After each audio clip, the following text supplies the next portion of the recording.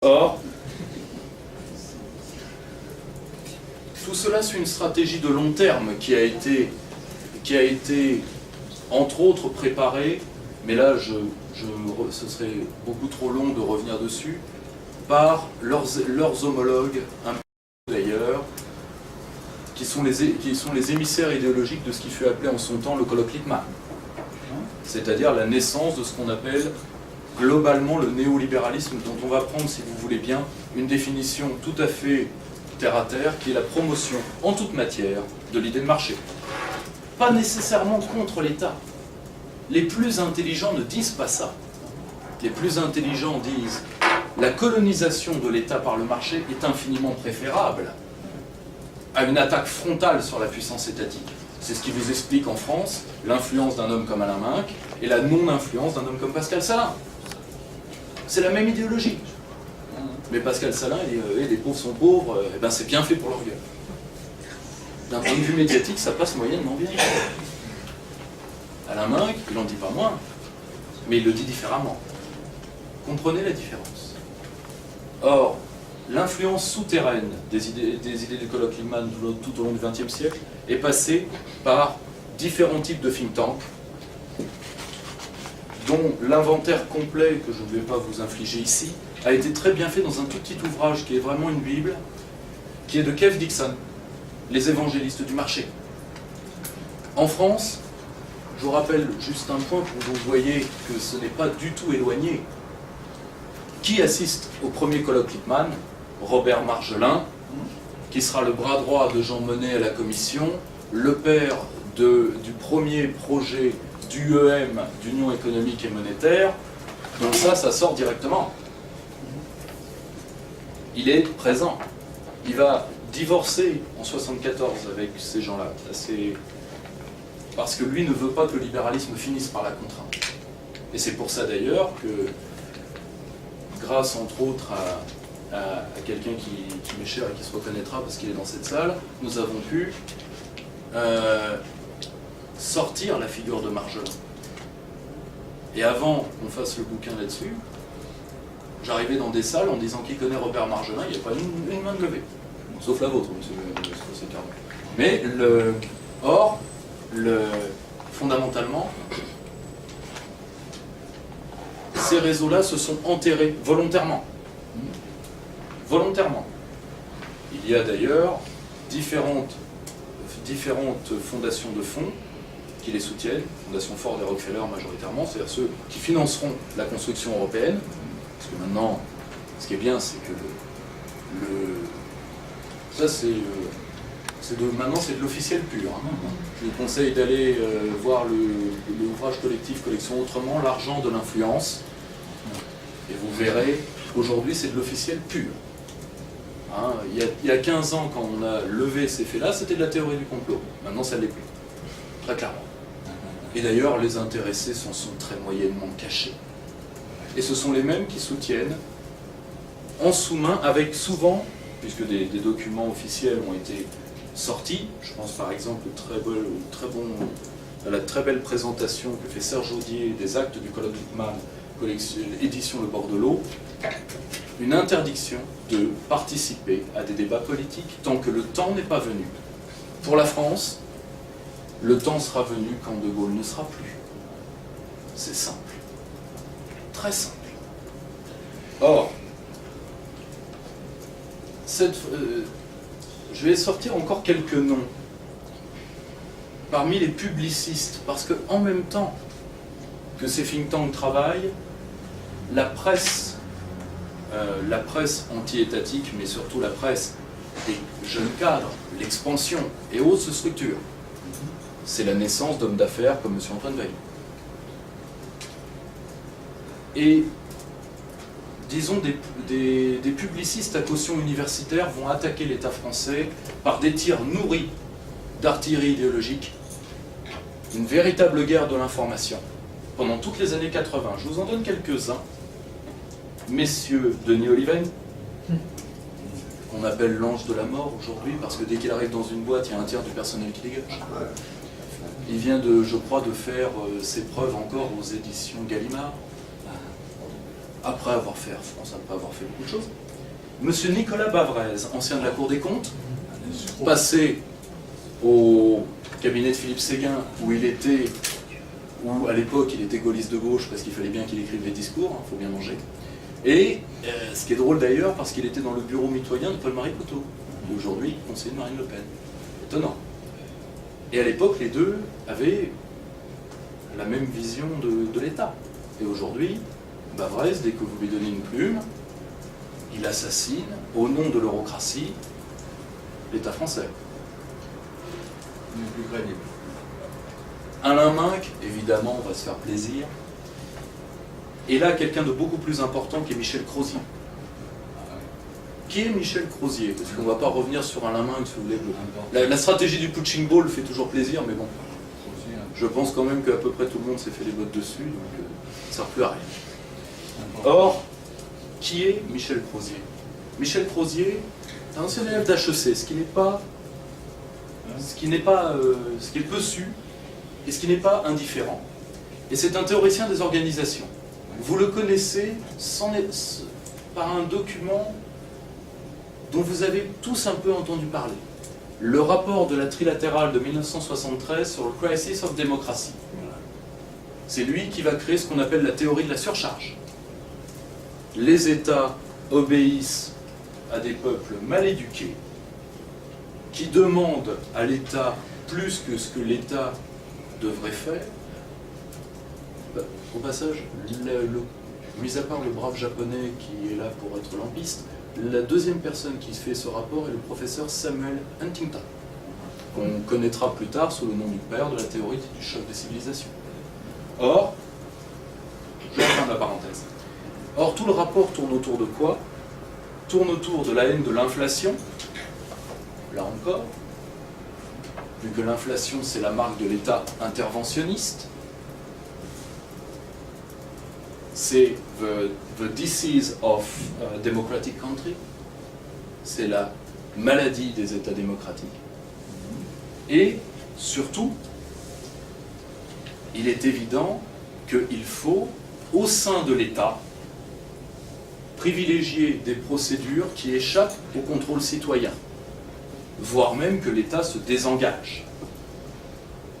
Ce qui est étonnant d'ailleurs, c'est que je sais de sources sûres que ce rapport ne sera pas réimprimé du vivant de Michel Crozier. Il l'a fait savoir, moi j'en ai eu une copie privée. Et Michel Crozier ne veut pas que ce rapport ressorte. Il n'a jamais été traduit en français d'ailleurs.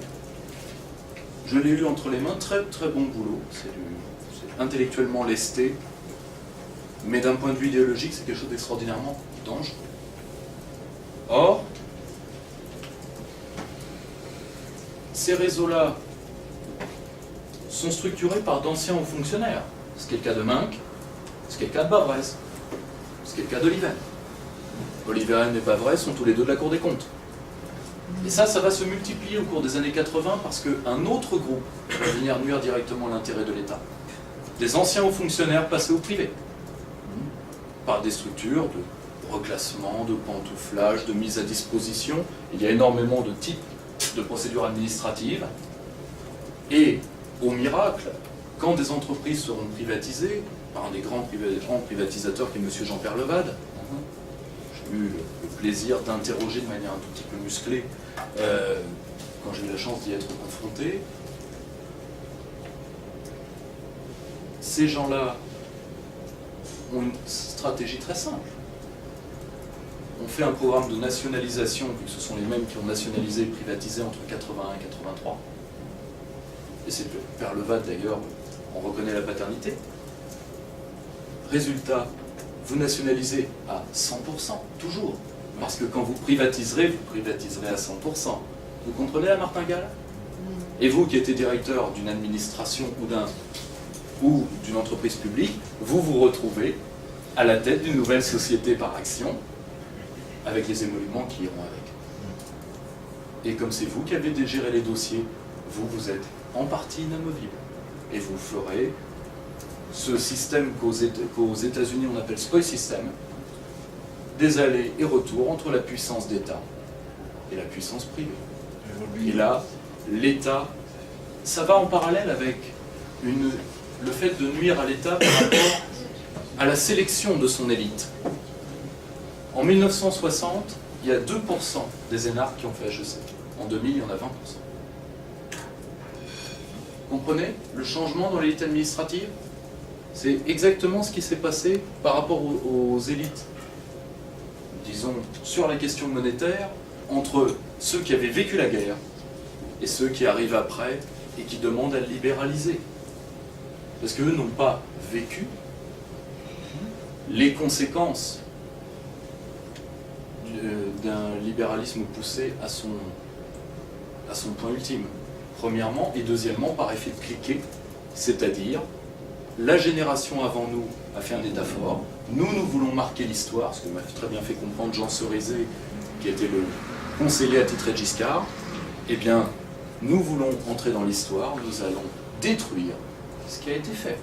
Ce qui fera dire à M. Denis Kessler, un homme intéressant, ancien philosophe maoïste passé au MEDEF, ne vous inquiétez pas, aujourd'hui tout est possible.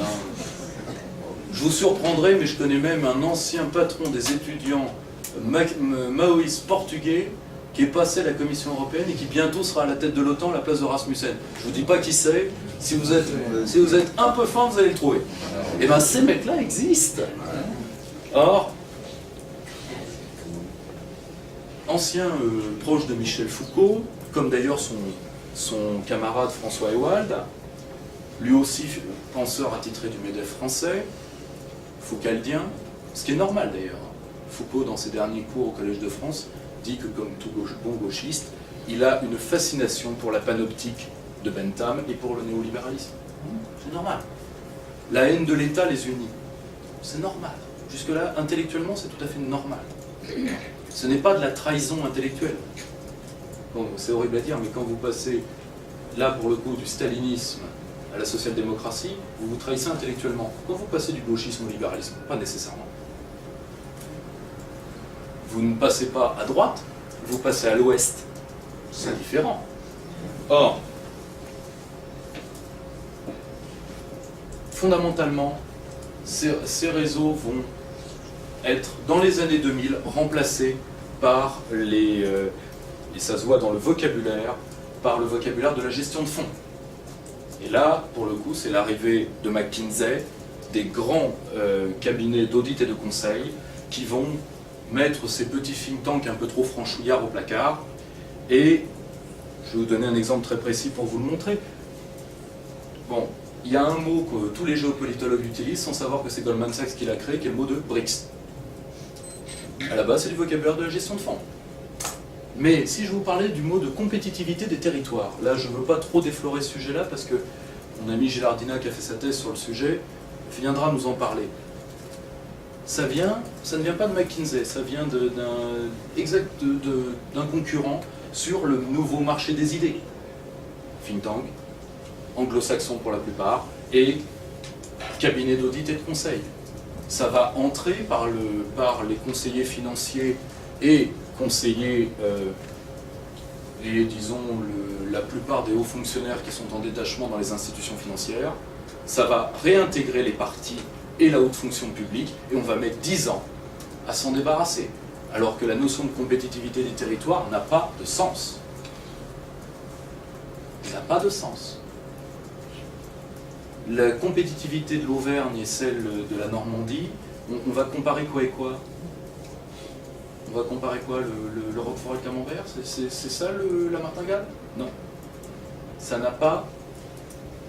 Si vous voulez, la notion de compétitivité a un sens économique dans le vocabulaire des firmes, et dans le vocabulaire financier surtout, mais dans le vocabulaire de la géographie humaine et de la géographie politique et économique, aucun. Vous comprenez comment on détruit l'univers symbolique d'un État? Est-ce que vous comprenez? Jusque-là, ça va? Ça va être un petit peu lourd, un petit peu complexe, je m'en excuse, mais je pense que ça, c'est le premier point. La première manière de détruire un État, c'est de détruire son vocabulaire et de détruire ses centres de réflexion. C'est ce qu'on appelle une guerre idéologique, aussi appelée guerre cognitive. Changer les perceptions que l'ennemi a de lui-même. Sun Tzu nous apprend que quand vous arrivez à faire ça, vous faites une guerre, vous gagnez une guerre sans avoir à la faire. Et fondamentalement, c'est une guerre qui nous a été menée, sans même que nous le sachions.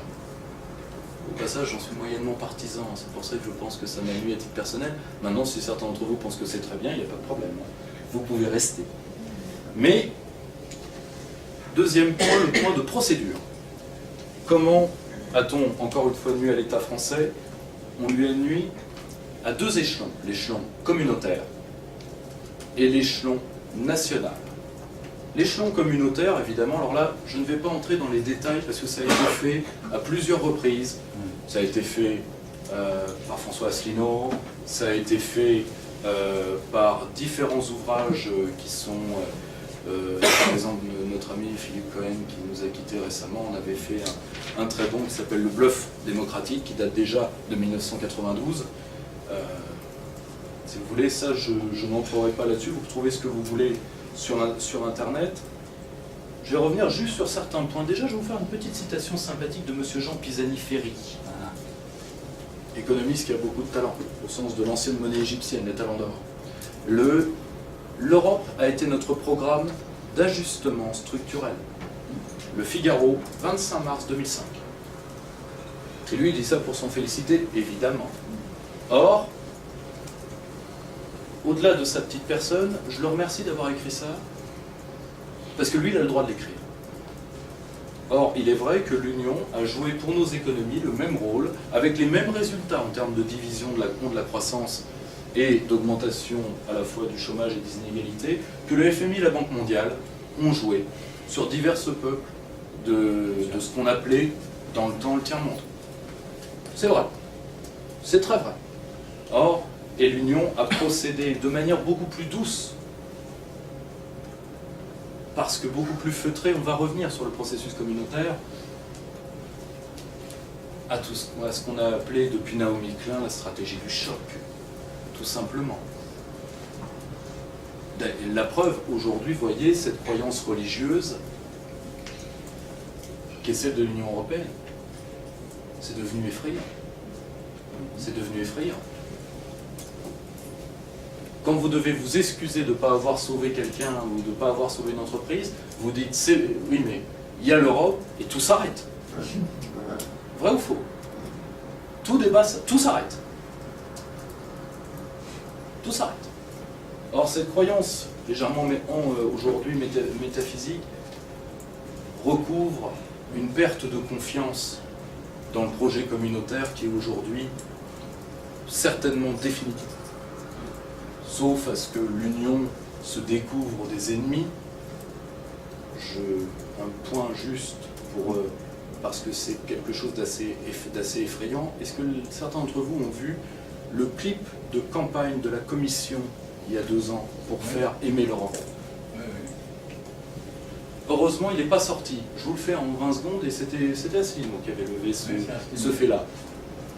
Une femme blanche arrive dans un entrepôt désinfecté et elle est attaquée par un Brésilien qui fait de la capoeira, un Hindou qui a un sabre. Alors on ne sait pas pourquoi il est dans une sorte de banlieue industrielle, abandonnée. Il a un turban et un sabre. Bon, il faut aimer sortir le dimanche. Et évidemment, un Chinois qui fait du kung-fu. Et là, d'un seul coup, il va se démultiplier en 12, qui vont devenir les 12 étoiles du drapeau, tralala, marial. Heureusement, ils étaient très fiers d'eux, heureusement, ils ne l'ont pas sorti. Parce que, si vous faites ça, vous allez vous prendre, je vous le dis tout de suite, les lois Pleven, Guesso, Taubira, Lelouch et Perben II. Parce que ça, c'est de l'incitation à la haine raciale. Pur et simple. Hein. Et là, on est vraiment dans le bon message, bien lourd. Et le pire, c'est que l'Europe, c'était la paix. Qu'est-ce que ça serait? Or, fondamentalement, comment l'Union nuit aux États à titre de procédure? Premièrement, en faisant de nos magistrats le juge de droit commun, du droit communautaire. C'est-à-dire que fondamentalement, la plupart de la magistrature française, vis-à-vis de sa loyauté à l'État, est dans une situation perpétuelle de double éthique. Parce que entre la règle nationale et la règle communautaire, et ça, par rapport aux trahisons des plus hautes instances du droit, arrêt Jacques Vabre, cour de cassation 74, si mes souvenirs sont bons, arrêt Nicolo, Conseil d'État 89. Pardon? Syndicat des semoules de France. Oui, c'est le syndicat des semoules de France. Et c'est le seul plaisir qu'ont les juristes qui sont des êtres asexués, c'est d'avoir des noms d'arrêt marrants. Donc, pardonnez-leur. Or, et là, fondamentalement, les cours nationales se rangent sous l'avis de la Cour de justice des communautés, arrêt CJCE Costa contre Enel 64, où là, l'Union décrète que, son droit est supérieur au nôtre, mais que d'ailleurs notre Constitution, elle nettoie ses godasses dessus. Évidemment, en face, il y avait le grand Charles, donc vous imaginez que c'est passé très vite à la corbeille. Mais avec un lobbying patient, et cette tendance qu'ont les magistrats français, je vous rappelle qu'au passage, juste pour vous faire rire, la profession de magistrat est le corps de métier qui a le moins de martyrs dans la résistance. Je vous laisse juste réfléchir là-dessus. Sur tous les juges de France, c'est-à-dire le même nombre qu'aujourd'hui, 7500 magistrats, c'est le même nombre, c'est un nombre constant depuis le 19e siècle, il n'y en aura quand même que 2 qui refuseront de servir Vichy. La section spéciale. Or, fondamentalement, à partir de cette double éthique juridique, l'Union va détruire l'État en imposant à chaque haut fonctionnaire de représenter l'Union avant de représenter son État. Ça se voit dans nos ambassades aujourd'hui. Et l'affaiblissement de notre tissu diplomatique est lié à ça, parce que vous faites, quand vous représentez à Phnom Penh, et je connais bien, les intérêts de l'Union européenne, vous représentez qui au passage? Vous représentez qui? Pardonnez-moi, mais l'Union européenne, c'est à quelle adresse? C'est quoi? C'est où? Ça représente quoi? Rien. Rien de rien. Et d'ailleurs, pour avoir une légère expérience internationale, l'Union européenne, c'est plus un sujet de plaisanterie dans les organisations internationales sérieuses, comme l'OTAS, comme l'OCS, l'Organisation de la coopération de Shanghai, où il y a quand même des gens sérieux. Vladimir Poutine est un homme sérieux, je pense qu'il l'a prouvé récemment. Et les dirigeants du PC central chinois sont des gens sérieux, je pense. Or, fondamentalement, l'Union va instiller à la fois les traités, mais également le droit dérivé à travers un organe que je vous conseille de suivre, qui est la Cour de justice des communautés. Parce que généralement, elle vend la mèche avant. Parce que, juste un point, le droit dit communautaire n'est quasiment pas du droit au sens où nous l'avons appris. Parce que c'est l'un des seuls droits que je connaisse, avec le droit de l'Union soviétique en son temps, où le juge statue à la fois sur la règle et sur le périmètre de sa juridiction. Si la CJCE veut que quelque chose entre dans le périmètre communautaire, elle n'hésite pas, à condition d'avoir un fondement textuel minimum. Or, au passage, nous venons de lui devoir, c'est un arrêt qui est tombé il y a quelques jours, la fin du monopole de la sécurité sociale. C'est bien l'Union, hein. Vous n'avez pas l'air convaincu, ingrat. Or, fondamentalement, sans aller trop loin, parce que là encore ça a été extrêmement traité. Suivez la CJCE, parce qu'elle vend la mèche généralement avant tout le monde. Arrêt de 79, Cassis de Dijon, qui annonce le passage néolibéral de l'Union, c'est-à-dire pas que l'Union change, contrairement à une interprétation qui a été souvent donnée, mais que l'Union fait voir son véritable visage. Je vous rappelle que l'un des inspirateurs de Rome, qui était d'ailleurs très fier de son influence, était Friedrich von Hayek. Est-ce que ça vous dit quelque chose? Qui n'était pourtant pas un grand démocrate, hein, je vous rappelle dans ses conférences avec Sormand, il disait « Le meilleur régime possible, c'est un régime héréditaire par la sélection des fils des grands entrepreneurs. » Sormand lui dit quand même « Maître, j'ai encore un peu de cirage, je peux faire vos pompes, mais Ça rappelle pas des heures les moins éclairées de je vous laisse terminer la suite. C'est drôle ces écrits-là de Hayek, on les trouve moins.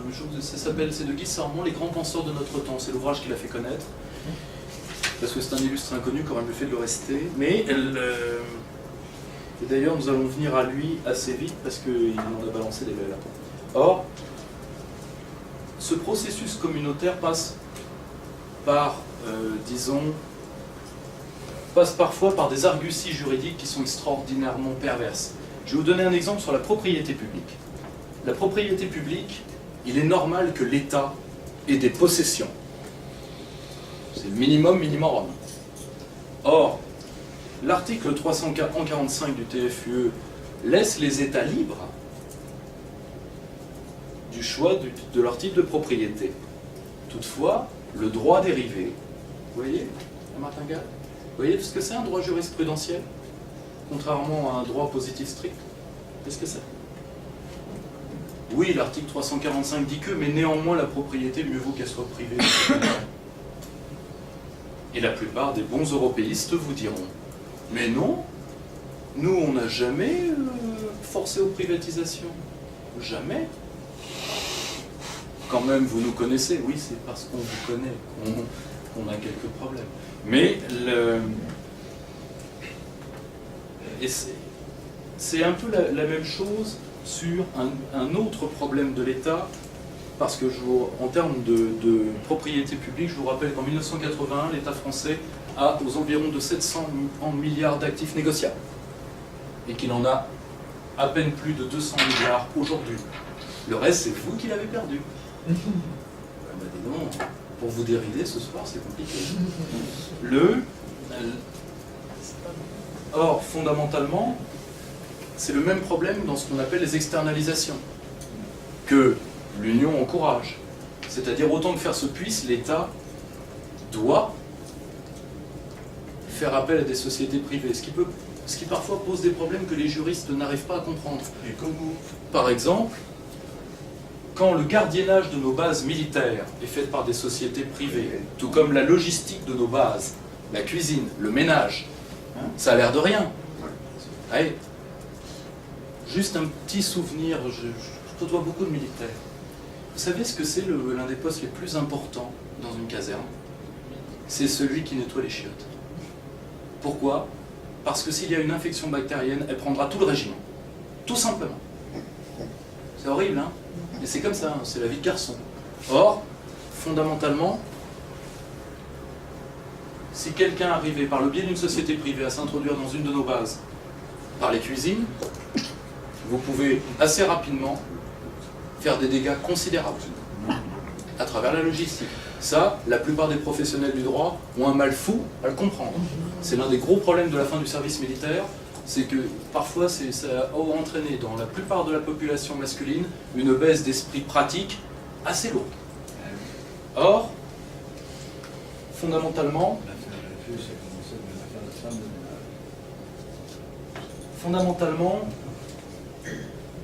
l'Union participe à des processus qui sont, et là je fais parallèle avec ce que j'ai dit précédemment, des processus idéologiques. Des processus idéologiques derrière lesquels il y a des intérêts matériels et financiers, évidemment.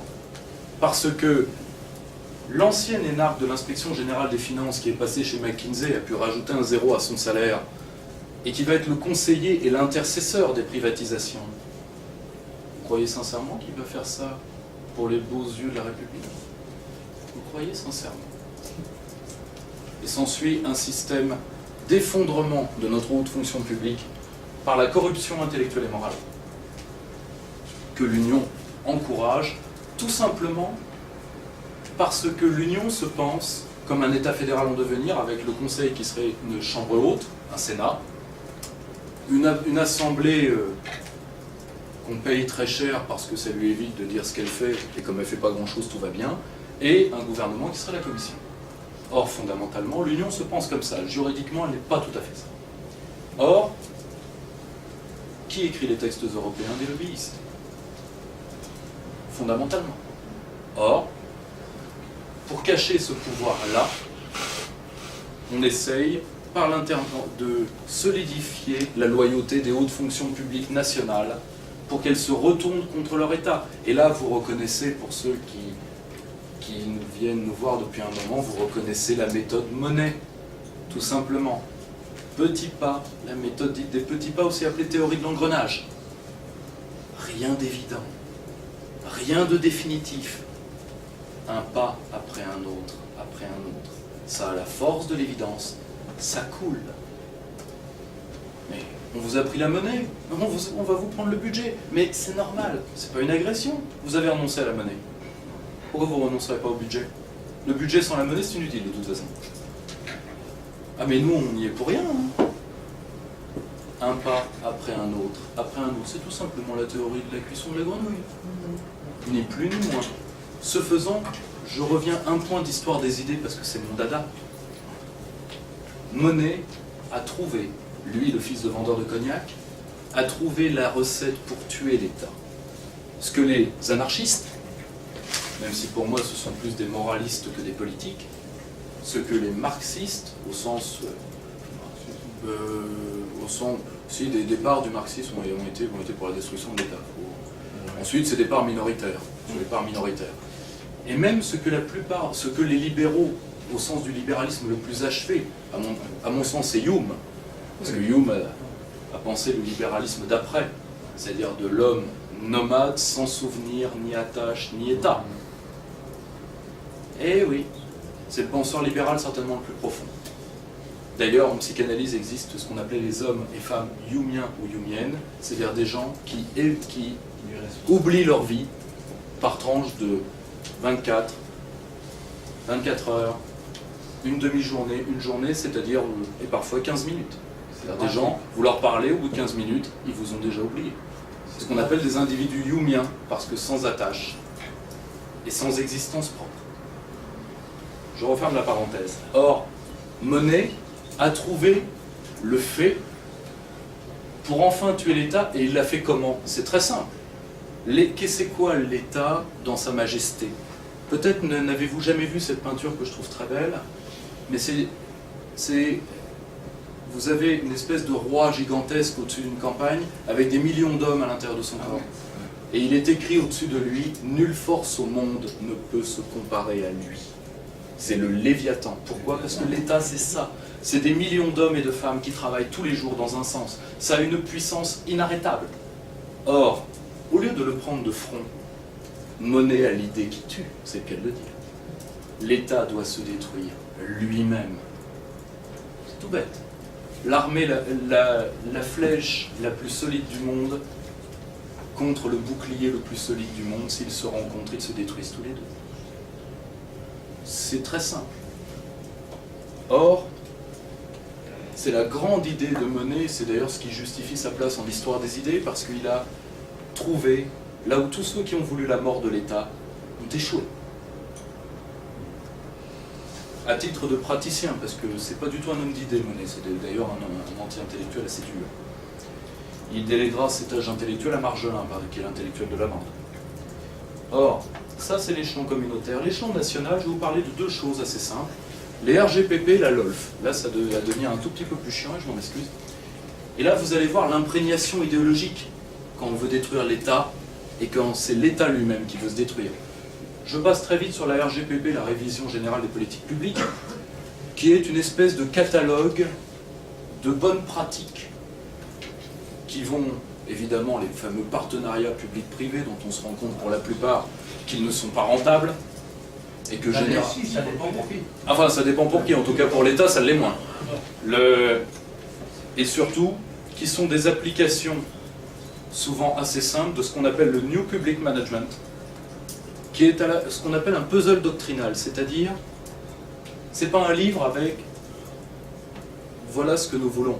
C'est un catalogue de recettes. Là encore, c'est la même méthode. Hein.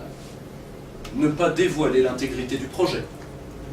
Or, et pour ceux qui s'y intéressent, les deux think tanks qui avaient vendu ça à Tony Blair sont l'Institute for Democratic Affairs et le Center for Policy Studies, qui sont des think tanks libéraux qui ont aidé le New Labour, parce que le libéralisme, ça passe tellement mieux par la gauche. juste un point pour vous faire rire, pour un petit peu faire retomber le... J'oublierai jamais un brave journaliste qui venait d'être viré par Christine O'Krent et qui avait dit, je crois que c'était un homme de France 24, et qui avait dit oui, elle m'a viré, mais elle est de gauche quand même. Alors c'est vrai qu'être viré par quelqu'un de gauche, ça doit être tellement mieux. Mais elle l'est. Admettons. Or, la LOLF est quelque chose de plus important, parce que la RGPP, fondamentalement, c'est quoi? C'est le témoignage que quand on veut tuer l'État, on n'a pas de vision de l'État. Donc on fait un truc par-ci, un truc par-là, sans nécessairement de sens, d'où le nom de puzzle doctrinal. Or, la LOLF est quelque chose de beaucoup plus intéressant. La LOLF a été faite en 2001, c'est la loi organique relative aux lois de finances, c'est-à-dire une nouvelle manière de faire les lois de finances. C'est un des grands projets de Lionel Jospin, qui d'ailleurs a trouvé, comment dire, que c'était tellement novateur, alors qu'en fait c'est pas tout à fait une innovation, vu que c'est l'application de... à vrai dire, la LOLF ça avait été fait, mais là par contre je ne suis pas tout à fait certain du caractère d'homme de gauche de l'homme qui a fait la première LOLF, vu qu'il s'agissait du gouvernement du général Pinochet au Chili. Bon, son caractère d'homme de gauche est tout à fait discutable, je n'entrerai pas là-dedans. Or, c'est quoi la LOLF? C'est l'État doit perpétuellement être évalué. C'est le management. C'est l'idéologie managériale. Ah oui. Or, l'État, vous comprenez maintenant la logique de ce que je veux dire? Quand on détruit les idées de l'État, c'est pas le management. Un État, c'est pas une entreprise. Parce qu'une entreprise n'a pas à s'occuper de la survie de ses employés, tout simplement. L'entreprise est une structure sociale qui a un rôle social précis, qui est d'échanger du travail contre du profit. Simple. Or, l'État a des prérogatives et a des obligations qui ne sont pas celles d'une entreprise. Le bien commun. Et d'ailleurs, c'est très bien comme ça. Qui demanderait à un patron de boîte de faire du bien commun? Et d'ailleurs, je peux vous assurer que, vu les résultats... Or, si vous voulez, la LOLF préfère un système compliqué à un système simple. Le système simple, c'était la loi de finances définit des ministères, et à chaque ministère est alloué un budget. Point. Alors là, il n'y a rien de compliqué. La LOLF, vous allez voir, l'État a des missions. Les missions sont dérivées en programmes. Par exemple, la mission sécurité a un programme sécurité de voirie. Et le programme a des indicateurs de performance. Je vais vous donner un exemple. Et ça, c'est cette logique du management qui est en train de détruire, par exemple, notre police nationale. On va prendre l'exemple. À votre avis, c'est quoi les indicateurs pour la police? Le taux d'élucidation? Raté. Le nombre d'arrestations. Vous comprenez maintenant pourquoi on insiste tellement sur le matraquage routier. C'est tristouné, hein. Voilà ce que c'est un État qui meurt. Vous avez roulé à 52 au lieu de 50, vous êtes un terroriste. Vous faites une partie de tir aux pigeons sauvages dans la rue à Marseille. On va quand même pas aller vous chercher parce que vu là où vous habitez, on pourrait avoir un autre problème de sécurité publique lors de votre arrestation. Vous comprenez le problème? Or, cette idéologie managériale qui est déjà en train de détruire nos forces de sécurité intérieure, gendarmerie et police, parce que si vous voulez, je vous donne un exemple tout bête, parce que vous pouvez me dire, oui, mais moi je suis évalué dans mon boulot, pourquoi les gendarmes ne le seraient pas? Premièrement, ils l'ont toujours été, mais à titre disciplinaire et procédural, mais dans un service de défense, comment vous voulez maximiser l'intérêt? Quand un flic sort de son commissariat, est-ce qu'il sait à l'avance combien de gens il va arrêter? Oui, non. Eh bien non. Eh bien alors, il va aller vers ce qu'on peut appeler parfois de la provocation policière, parce que il y a de l'intéressement financier pour le commissariat et pour celui qui va présenter au préfet de police les chiffres, ce qui était la grande habitude du président Sarkozy, qui avait trouvé ça à New York. Évidemment. Or, ce qui est au passage, c'est pas du tout ça qui a pacifié la ville de New York. Hein? Ce qui a pacifié la ville de New York, je vais vous le dire, c'est très rapide. C'est quand Giuliani est arrivé, il y avait un mort toutes les 3 heures à New York entre le crack et le règlement de compte, et il a fait la théorie du carreau cassé, c'est-à-dire première interpellation au Newf, déjà ça calme, et deuxièmement, il a donné ordre au service de police, qui avant roulait à New York avec 2 flics par voiture, maintenant c'est un flic, un chien et un fusil à pompe. Et si vous voyez quelqu'un avec une pipe de crack, s'il résiste, vous la battez tout de suite. Ça a été avant tout la dératisation, parce que c'est comme ça qu'on l'appelle aux États-Unis, de la ville de New York, c'est 1000 morts. Et ça a été, avant tout, pas du tout le management, mais l'assouplissement des règles d'engagement du feu. Tout simplement. C'est-à-dire qu'on a traité les gangs comme il fallait les traiter. Pardonnez-moi de le dire, oups. C'est pas grave. Je suis d'un droit de l'hommisme tout à fait sympathique. Continuons juste dans la procédure. Dans la procédure, au passage, je viens de parler de droits de l'homme à mon corps défendant. Eh bien, les droits de l'homme, aujourd'hui, détruisent la puissance d'État, parce qu'aujourd'hui, les droits de l'homme, c'est quoi? Les droits de l'homme, c'est maintenant, les droits de l'homme de 3e génération. La 4e, ça va être le transgenre, je le sens gros comme une maison. Or, c'est-à-dire le droit pour tous d'avoir, pour le résumer, d'avoir une demi-entrée en boîte de nuit, parce qu'on sait que pour les femmes c'est gratuit, donc le transgenre nous donnera à tous le droit d'un demi-ticket en boîte de nuit. Voilà, c'est le... Et ça, vous riez pas? Ça sera dans la prochaine génération, ça? Des droits de l'homme. Or, les droits de l'homme aujourd'hui, même d'un point de vue juridique, c'est quoi? Ce sont des chèques en blanc qu'on donne le droit à un individu de tirer sur l'ensemble d'une collectivité. Parce qu'il n'y avait que la première génération de droits de l'homme qui était politique et qui était collectif.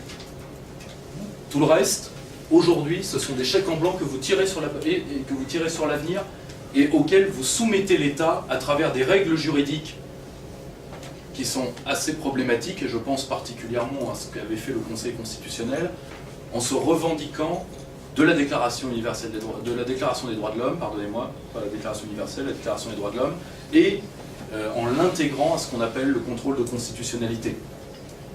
Cette logique-là est en train de tuer l'État, parce que quand vous êtes dans la logique libérale du droit à, qui ne va pas avec la responsabilité de, l'individu qui n'est plus un citoyen, ça a des devoirs avant d'avoir des droits. C'est des devoirs. Or,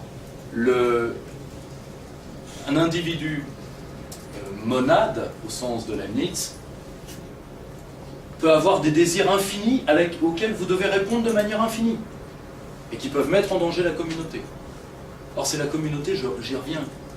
Vous, seul, dans la nature, vous n'avez aucun droit, sinon celui de courir et vite. Enfin, ça, je dis ça pour vous, hein. Après, on finit dans le dessert qu'on peut, c'est le cas de dire.